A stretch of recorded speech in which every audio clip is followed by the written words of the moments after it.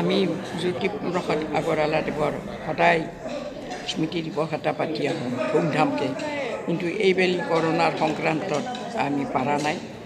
এতিয়া আমি মানে অসময় হ'লেও বা অৱতৰীয়া হিচাপেও আমি শিল্পী দিৱস হিচাপে লগতে আমাৰ শাখাৰ প্ৰতিষ্ঠা দিৱসৰ কথা সংগতি ৰাখি গতিকে আমি আজিৰে সভাখন মোচন কৰিলোঁ।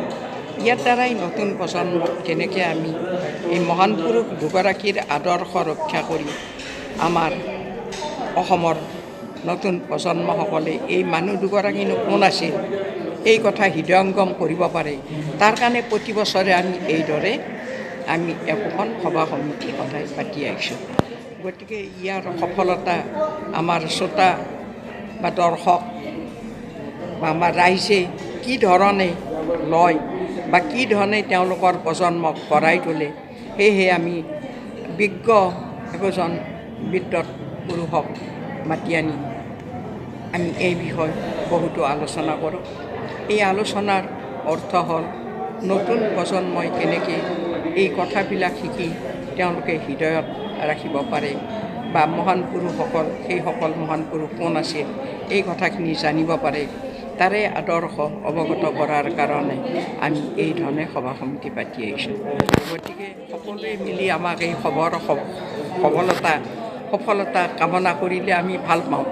যিয়েই নহওক আমি এই অনুষ্ঠানটোৰ সফলতা কামনা কৰিয়ে আজি এই ধৰণে মাতৃসকলক মাতি আনি বা মহিলাসকলক মাতি আনি এই ধৰণে আমি সভা সমিতিত লিপ্ত কৰাইছোঁ। গতিকে আমাৰ সফলতাই, আমাৰ এই অনুষ্ঠানৰ সফলতাই, ৰাইজৰ সফলতা, নতুন প্ৰজন্ম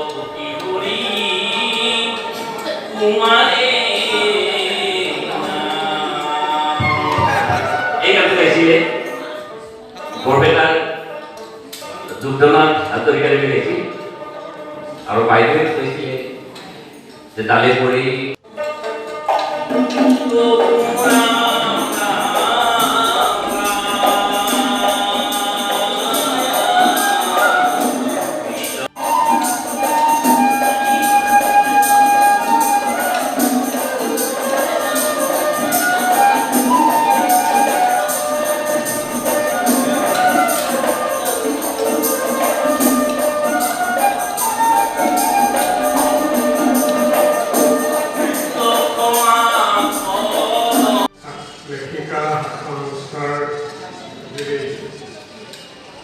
সুন্দৰ সভাৰ